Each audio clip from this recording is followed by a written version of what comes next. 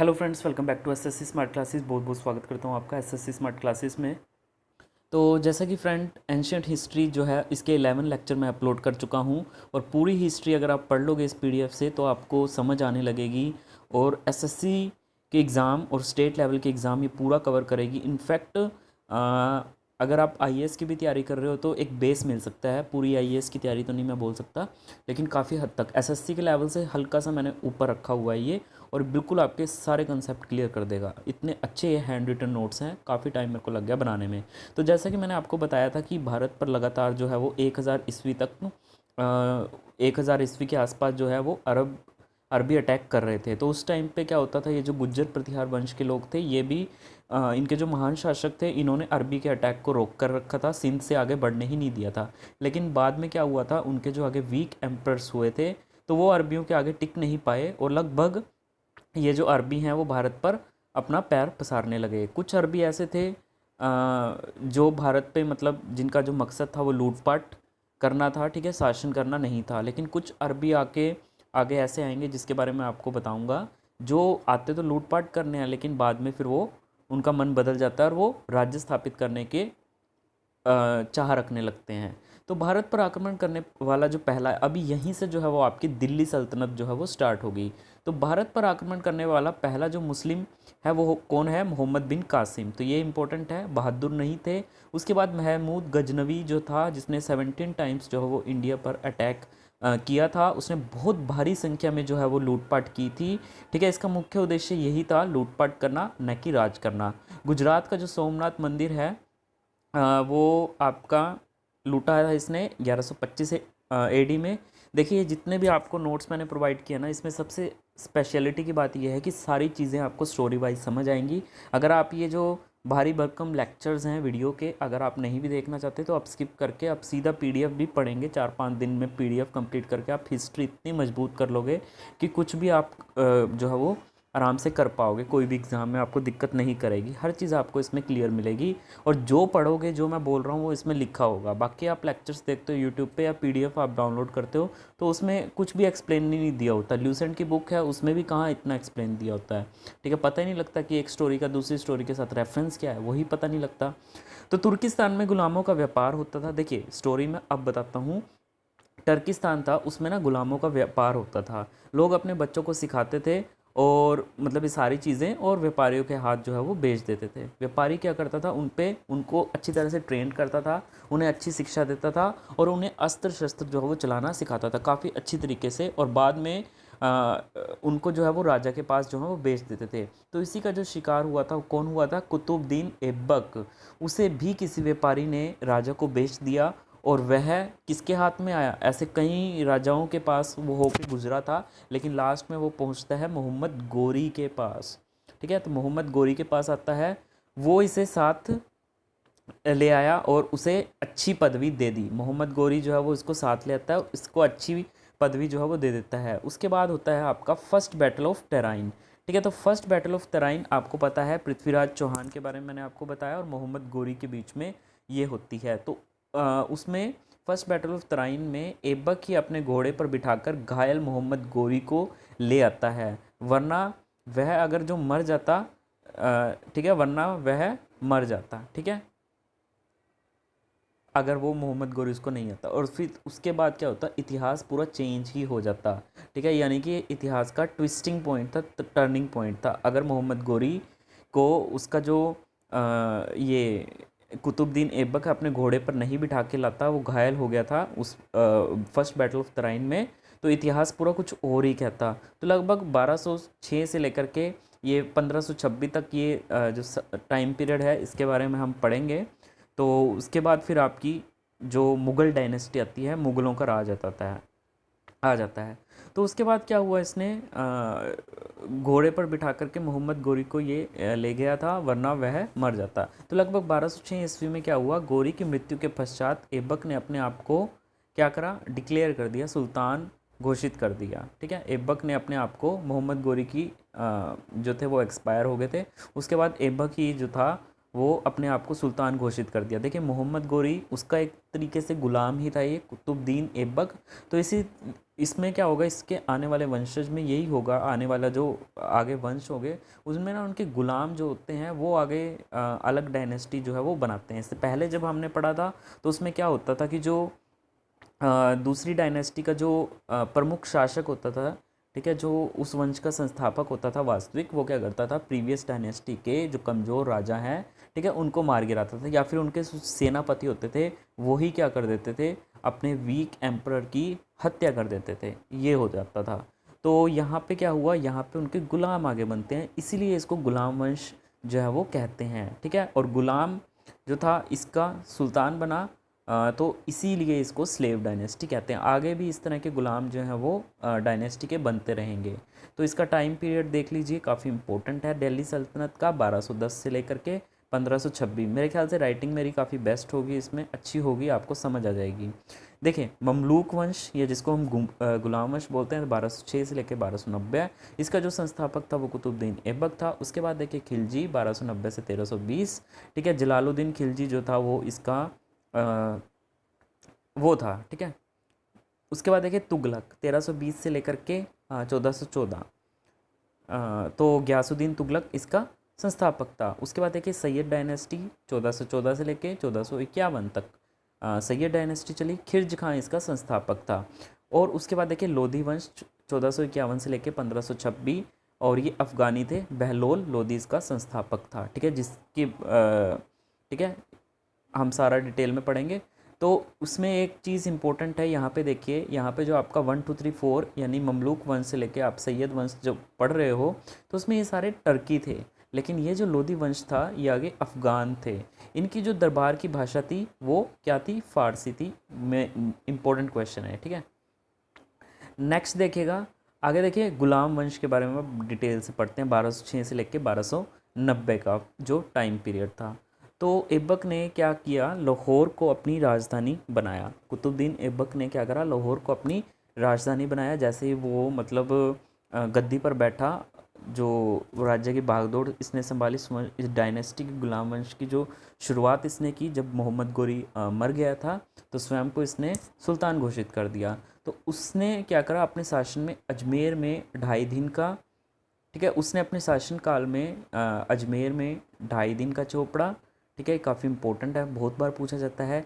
दिल्ली में कुवैत उल इस्लाम मस्जिद और कुतुब मीनार जो था उसका निर्माण, इसने कुतुब मीनार की एक ही इमारत जो है वो उसका निर्माण करवाया था। बाकी जो थी वो आगे हम पढ़ेंगे। इल्तुतमिश जो है वो जब नेक्स्ट आएगा तो वो कंप्लीट जो है वो करवाएगा, ठीक है। आगे देखिए, हम नेक्स्ट पढ़ते हैं। देखिए लगभग 4 साल राज करने के बाद 1210 में लाहौर में पोलों का खेल खेलते हुए कुतुबुद्दीन ऐबक जो था वो घोड़ों से गिर जाता है। बहुत ही फास्ट, ऐसा कहा जाता है कि काफ़ी फास्ट ये घुड़सवार थे, और बहुत ही फास्ट घोड़ा जो था वो दौड़ रहा था। तो वहाँ पे क्या हुआ, एक एक्सीडेंट हो गया था और ये गिर गए थे और फिर मर गए थे। उसके बाद देखिए सेकंड सुल्तान कुतुबुद्दीन ऐबक का बेटा जो था, दूसरा सुल्तान आराम शाह था, जिसे 1210 से 1211 ईस्वी तक राज किया, ठीक है। उसका एक गुलाम था इल्तुतमिश, ठीक है। इल्तुतमिश ऐबक का गुलाम था। देखिए सारी स्टोरी आ रही है ना, बिल्कुल समझ, बिल्कुल पूरा डिटेल में, कुछ भी मतलब ऐसा नहीं है कि अगर मैं एक्सप्लेन ना कर तो समझ ना आएगा। उससे देखिए उसने दिल्ली के निकट 1211 में आराम शाह को युद्ध में पराजित कर दिया, ठीक है। इल्तुतमिश ने क्या करा, वही जो इसका जो कुतुबुद्दीन ऐबक का बेटा था आराम शाह, उसको पराजित कर दिया। वह खुद को सुल्तान घोषित कर दिया। इसने कुतुब मीनार की बाकी 4 मंजिल का जो निर्माण कार्य है पूरा करवाया था। ये बहुत बार पूछा जाता है तो इसको अच्छी तरह से कर लेना, ठीक है। निर्माण कार्य पूरा करवाया था। उसके बाद देखिए इसने लगभग 25 वर्ष राज किया। वह 1211 से 1236 तक रहा। इसने क्या किया, एक और इम्पोर्टेंट काम, देखिए जितनी भी राजधानी की जो ट्रांसफ़र है ना, ये राजधानी ट्रांसफ़र करते थे, ठीक है, वहाँ पे इनका मेन प्रभुत्व हो जाता था, ठीक है, इसलिए ये राजधानी उसको बना लेते थे। तो उसने अपनी राजधानी लाहौर से बदल करके दिल्ली करवा ली थी। और उसके बाद देखिए इल्तुतमिश की बेटी, बहुत इंपॉर्टेंट है, इसका जो मकबरा है, इल्तुतमिश की जो बेटी है रजिया सुल्ताना, इसका मकबरा हरियाणा में कैथल ज़िले में है। तो इसकी जो क्योंकि वहीं पे उसकी डेथ हुई थी, इसकी बेटी रज़िया सुल्ताना पहली और आखिरी मुस्लिम शासिका थी। बहुत ज़्यादा बहादुर थी ये, लेकिन लोगों ने रज़िया सुल्ताना के आगे सर झुकाने से मना कर दिया, क्योंकि महिला थी, तो मुस्लिम थी, तो हम औरत के सामने कैसे अपना सर झुका सकते हैं। तो वो इसको इसके खिलाफ थे, अगेंस्ट थे। वो कह रहे हैं हमारा धर्म ऐसा नहीं मानता कि हम औरतों के आगे जो है वो सर झुकाएं। तो इसलिए गुलाम वंश का जो चौथा सुल्तान था, चौथा सुल्तान रुकनुद्दीन फ़िरोज़ इल्तुतमिश, रुकनुद्दीन चौथा सुल्तान था रुकनुद्दीन फ़िरोज़ इल्तुतमिश का बेटा था। इसने क्या किया, जिसने अप्रैल 1236 से लेकर नवंबर 1236, मतलब कुछ ही महीनों तक रहा, राज किया थोड़े टाइम के लिए, लेकिन यह बहुत बेकार था। और इतना बेकार था कि इतने महीने भी ढंग से संभाल नहीं पाया था। उसकी जो माँ थी शाह तुर्क, उसकी जो माँ थी शाह तुर्का, उसने सरकार को सभी काम जो है वो उसकी टाइम पे जो था वो सारे काम देख रही थी। गुलाम वंश की जो पांचवी शासक थी ये रज़िया सुल्ताना थी। ये क्वेश्चन भी पूछा जाता है कि ये पांचवी शासका थी, ठीक है। आए थे उसके बाद बीच में, लेकिन वो कम समय के लिए रहे थे, बहादुर नहीं थे। तो ये बहुत, उसके बाद देखिए गुलाम वंश की पांचवी शासक थी रज़िया सुल्ताना। इसने 1236 से 1240 तक राज किया, तो लगभग 4 साल तक करा। लेकिन लोगों ने इसका बहुत भारी मात्रा में विरोध किया। इसी के काल में अल्तुनिया, जो बठिंडा का सूबेदार था, उसने क्या करा, इस पर आक्रमण कर दिया, क्योंकि यह महिला थी जो राज कर रही थी, इसलिए उनसे क्या हुआ, बर्दाश्त नहीं हुआ। तो उसने क्या करा, रज़िया सुल्ताना को उसके साथ लड़ाई हुई और उसको हरा करके क्या करा, एक डील हुई होगी, और ये आपस में फिर उसके साथ उसकी शादी हो गई। तो उसके बाद क्या हुआ, जब ये दोनों वापस जा रहे थे, तो कहते हैं कि कैथल के पास कुछ डाकुओं ने इनको लूटा था और इनकी हत्या कर दी थी। आज भी इसका जो मकबरा है वो कैथल में है, लेकिन बहुत बुरी कंडीशन में है, ठीक है, और उसकी देख रेख भी नहीं होती। चाहे तो यूट्यूब पे देख लेना। इसके बाद इसका राज्य समाप्त हो ख़त्म हो गया था, ठीक है। इसकी जो हत्या थी वो इम्पोर्टेंट नहीं है, 14 अक्टूबर 1240 को इसकी हत्या हो गई थी। इसके बाद इल्तुतमिश का एक ग़ुलाम था गियासुद्दीन बलबल। देखिए गुलाम बनते जा रहे हैं, ठीक है, तो ये चीज़ इम्पोर्टेंट है। इसके बाद जो गियासुद्दीन बलबल है वो अगला सुल्तान बना, जिसने 1266 से 87 तक शासन किया। ये 9वें सुल्तान थे, ये भी इम्पोर्टेंट है। उसने पर्याप्त जासूस प्रणाली जो है वो लगा रखी थी, ये इनकी खासियत थी, जासूस लगाने में बहुत तेज़ थे। गुलाम वंश का आखिरी शासक जो था क्यूमर्स था, तथा इनका एक सेनापति था,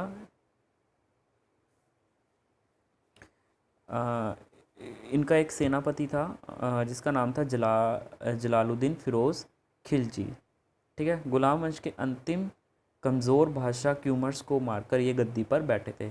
देखिए जब ये आ गया था ना 1266 से 1287 तक, नौवां सुल्तान, तो वो जासूस प्रणाली जो था इसने लगा रखी थी। तो इसी वंश का जो आखिरी जो शासक था इस वंश का, वो क्यूमर्स था। तो उसी का एक सेनापति होता है जलालुद्दीन फ़िरोज़ खिलजी।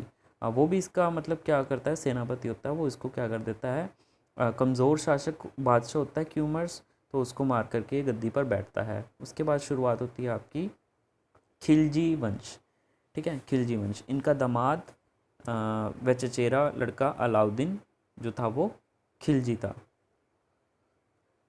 तो उसके बाद अब आपको पता है इन जलालुद्दीन फ़िरोज़ खिलजी ये आता है, ठीक है। तो खिलजी डायनेस्टी की शुरुआत करता है। आगे देखिए इनका दामाद होता है और वह चाचे का लड़का, ठीक है, दामाद भी होता है और वही चाचे का लड़का होता है, ठीक है। तो तो वो कौन था, चचेरा लड़का अलाउद्दीन खिलजी था। अलाउद्दीन ने क्या किया, अपने चाचा या ससुर को मार डाला, और इसी के शासनकाल में मंगोल भी अटैक कर रहे थे। मंगोलों ने सर्वाधिक आक्रमण किए, तथा इस आक्रमण से निपटने के लिए उसने लोह एवं रक्त की नीति अपनाई। अलाउद्दीन दिल्ली सल्तनत का एक ऐसा सुल्तान है जिसने विंध्याचल पर्वत पार करके दक्षिणी प्रायद्वीप पर विजय प्राप्त करने का प्रयास किया था। आगे शुरू होती है आपकी तुगलक डायनेस्टी। देखिए तुगलक डायनेस्टी, ये कहीं कहीं लिखा होता है 1412 या 14 तक इसने राज किया। इसका शासक कौन था, गियासुद्दीन तुगलक ने दिल्ली के निकट तुगलाबाद नामक नगर की स्थापना की। तुगलक ने यही पहला ऐसा सुल्तान था जिसने सिंचाई के लिए नहरों का निर्माण करवाया। He died in an accident and his son Juna Ulugh Khan, जिसको हम बोल देते हैं, सक्सीडेड हिम। ठीक है।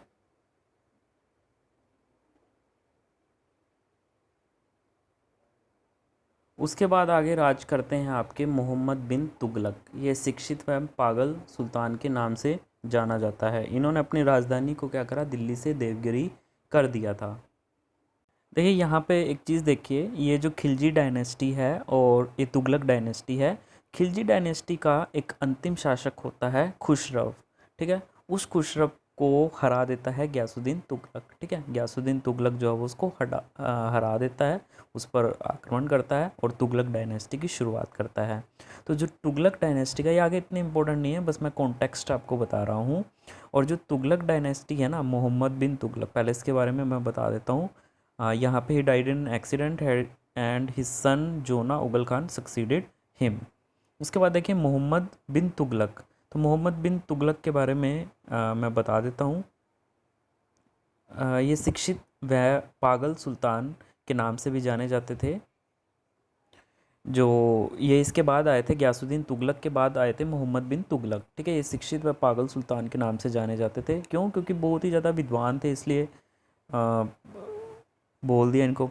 तो इन्होंने अपनी राजधानी क्या करा, दिल्ली से देवगिरी कर दिया था, और देवगिरी का नाम बदल के बाद में दौलताबाद भी इसने कर दिया था। ये इंपॉर्टेंट है इसके बारे में। इसके बाद देखिए इसके काल में इब्न बितूता यात्री, विद्वान तथा लेखक आया था। उत्तर अफ्रीका के मोरक्को प्रदेश से वो आया था। उसका मोहम्मद बिन तुगलक ने खूब स्वागत किया। वह दिल्ली का काजी मतलब एक तरीके से न्यायाधीश हो गया, उसको नियुक्त किया। वह उसको अपना दूत बनाकर उसको चीन भेजा। आगे देखिएगा, मोहम्मद बिन तुगलक की मौत के बाद इनका जो चचेरा भाई है फिरोज शाह तुगलक, यह दिल्ली का सुल्तान बना। फिरोज शाह तुगलक की जैसे इसने हरियाणा का हिसार और फतेहाबाद नगर जो है वो बसाया था। इसने दिल्ली में मेरठ में व खिरजा, बाद में अशोक के स्तंभ जो है वो स्थानांतरित किए थे। इसके टाइम पीरियड में मतलब सबसे ज़्यादा लोगों को क्या मिला, रोज़गार मिला। और उसके बाद देखिए इसकी शासनकाल में सबसे ज़्यादा गुलाम भी इसी के शासनकाल में थे।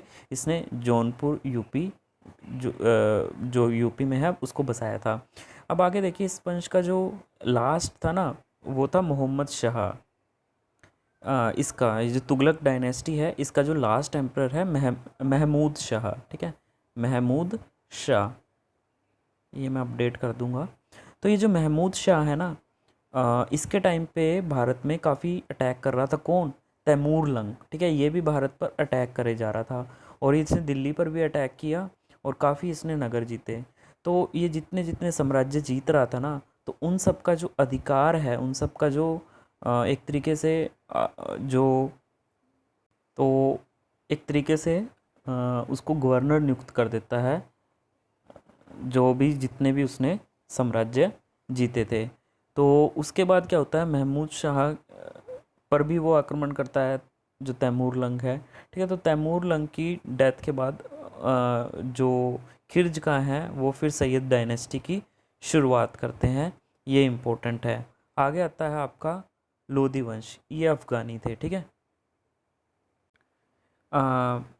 देखिए सैयद वंश का जो संस्थापक खिर्ज का, इसके बारे में मैंने आपको बता दिया। इसका जो अंतिम शासक है वो है आलम शाह। तो अगली डायनेस्टी कौन सी होती है, लोधी वंश की होती है। अफ़गानी थे। तो बहलोल लोधी ने क्या करा, इन पर अटैक करा था और आलम शाह को क्या करा था, दिल्ली से बाहर कर दिया था। और एक बदायूं नामक जगह थी। ठीक है। वहाँ पर ये चला गया था, जहाँ पे कुछ टाइम बाद इनकी मृत्यु हो गई थी। तो अब जो मेन डायनेस्टी शुरू होती है, फिर आगे लोधी वंश के बाद मुग़ल आते हैं। तो मेन हम बस लास्ट में ये लोधी वंश के बारे में पढ़ेंगे। जितनी इन्फॉर्मेशन देनी थी मैं आपको दे चुका हूँ। बहलोल लोधी लोधी वंश के संस्थापक थे। एक और इम्पोर्टेंट बात, जो तैमूर लंग उस टाइम पे अटैक कर रहा था दिल्ली में, तो वो 1398 की बात है। ठीक है। तो उस टाइम 1398 की बात चल रही थी। तो जो महमूद शाह है उसको उसका जो विश्वस्त होता है, ठीक है, उसके साथ इसकी खिर्ज खान की जो है वो लड़ाई होती है। और तैमूर लंग जितने भी एरियाज़ जीता है उसको अधिकारी नियुक्त कर देता है, किसका? खिर्ज खां को। और खिर्ज खां जो है वो महमूद शाह की डेथ के बाद उसका जो विश्वास होता है उसके साथ फाइट करता है और उसको हरा देता है। तो आगे जो बहलोल लोदी है वो इस वंश का संस्थापक है। सिकंदर लोदी और इब्राहिम लोदी, आगरा की नींव सिकंदर लोदी ने जो थी आगरा की नींव रखी थी, आगे इसका वंशज है, ठीक है। आगरा की नींव रखी थी और 1504 एडी में दिल्ली से आगरा तथा बाद में इसने इसको दूसरी राजधानी जो है वो बना दिया था, ठीक है। तो आगरा की नींव इसने रखी थी कि कब? 1504 एडी में, और दिल्ली से आगरा तथा बाद में इसको अपनी राजधानी, दूसरी राजधानी बना दिया, ठीक है। इब्राहिम लोदी जो है वो इसने 1526 ईस्वी में पानीपत की पहली लड़ाई में बाबर के हाथों ये मारा गया था इब्राहिम लोदी, तथा उसी के साथ ही लोदी वंश की डायनेस्टी का अंत हो गया। और उसके बाद आएंगे मुग़ल, जो हम नेक्स्ट लेक्चर में पढ़ेंगे, ठीक है। तो इसी के साथ ये आपकी लोदी वंश का समाप्त होकर आगे मुग़ल डायनेस्टी हम पढ़ेंगे। तो यहाँ पे लोदी वंश के बारे में बस मेन चीज़ें यही थी, ठीक है। लोदी वंश इसका संस्थापक था बहलोल लोदी, और उसके बाद सिकंदर लोदी आगरा की नींव रखी थी 1504 ईस्वी में, ठीक है। और दिल्ली से इसने आगरा, और आगरा को इसने अपनी दूसरी राजधानी जो है वो बना दिया था, ठीक है। तो मेरे ख्याल से ये सारी चीज़ें आपको समझ आई होंगी। तो वीडियो को ज़्यादा से ज़्यादा शेयर, लाइक और सब्सक्राइब ज़रूर कीजिए। PDF कंप्लीट होगी तो डिस्क्रिप्शन में आपको मिल जाएगी, तो आप वहाँ से ले सकते हैं। धन्यवाद।